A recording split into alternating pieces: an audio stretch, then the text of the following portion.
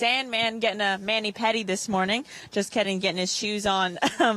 Just being an absolute gentleman, standing so kind, so patient. Obviously, Sandman just been a really consistent horse on the Arkansas Derby trail. He's taken pieces of every single one of the preps, and this has been a really speed-biased track for the entirety of the meet. So the fact that he's been able to rally like he's been rallying certainly shows the talent he has. But from a physical standpoint, he's really grown. He's always kind of been almost a feminine-looking horse, beautiful mover, but always kind of a lighter frame.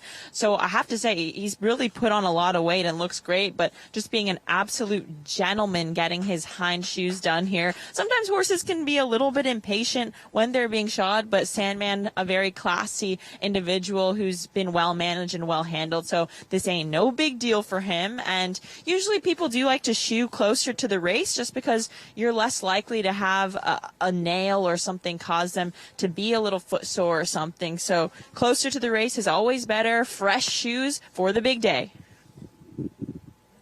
Andie, one of the superstars getting set to square off in the Arkansas Derby. Sandman has been very close in the Southwest and the Rebel. What would have to go in favour to get the chocolates in this one, Joaquin? I think he needs to stay a little bit closer to the pace. It is going to be an honest pace with some of the speed that we have signed on, and the fact that he's going to get some extra yardage too. Going from a mile and a 16th to a mile and an 8th is really going to help the closing kick of Sandman.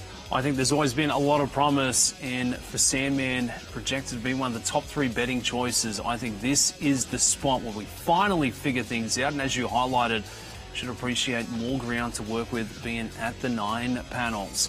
It is Arkansas Derby Day coming up this Saturday right here with us on FanDuel TV, and take a look at this lineup.